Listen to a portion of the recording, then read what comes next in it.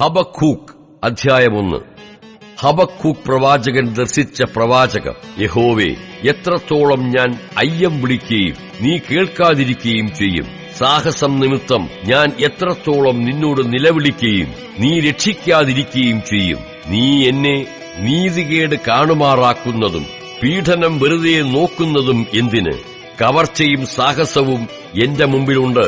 കലഹം നടക്കുന്നു, ചണ്ട ഉളവായി വരും. അതുകൊണ്ട് ന്യായപ്രമാണം അയഞ്ഞിരിക്കുന്നു.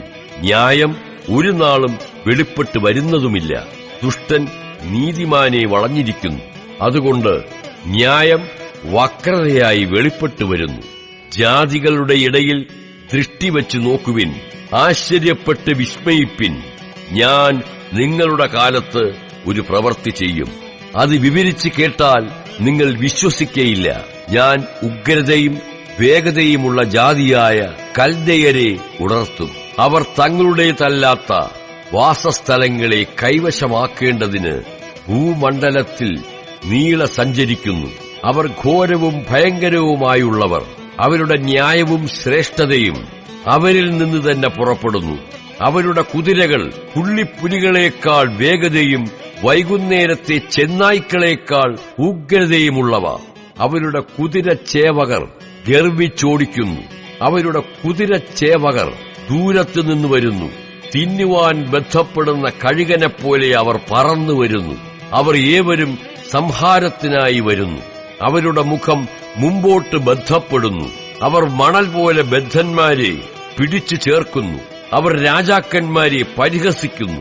പ്രഭുക്കന്മാർ അവർക്ക് ഹാസ്യമായിരിക്കുന്നു. അവർ ഏത് കോട്ടയെയും കുറിച്ച് ചിരിക്കുന്നു.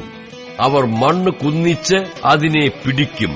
അന്നവൻ കാറ്റുപോലെ അടിച്ചു കടന്ന് അതിക്രമിച്ച് കുറ്റക്കാരനായിത്തീരും.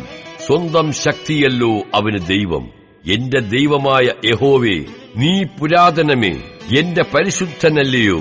ഞങ്ങൾ മരിക്കയില്ല. യഹോവേ, നീ അവനെ ന്യായവിധിക്കായി നിയമിച്ചിരിക്കുന്നു. പാറയായുള്ളോവേ, ശിക്ഷയ്ക്കായി നീ അവനെ നിയോഗിച്ചിരിക്കുന്നു.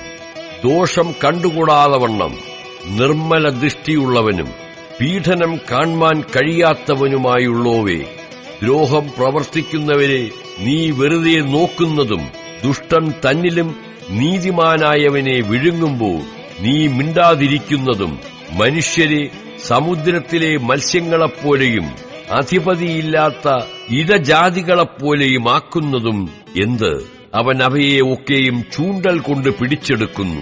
അവൻ വല കൊണ്ട് അവയെ വലിച്ചെടുക്കുന്നു. കോരുവലയിൽ ചേർത്തുകൊള്ളുന്നു. അതുകൊണ്ടവൻ സന്തോഷിച്ചാനന്ദിക്കുന്നു. അത് ഹേതുവായി അവൻ തന്റെ വലയ്ക്ക് ബലി കഴിക്കുന്നു. കോരുവലയ്ക്ക് ധൂപം കാട്ടുന്നു. അവയാലല്ലോ അവന്റെ ഓഹരി പുഷ്ടിയുള്ളതും അവന്റെ ആഹാരം പൂർത്തിയുള്ളതുമായി തീരുന്നത്. അത് നിമിത്തം അവൻ തന്റെ വല കുടഞ്ഞു. ജാതികളെ ആദരിക്കാതെ നിത്യം കൊല്ലുവാൻ പോകുമോ?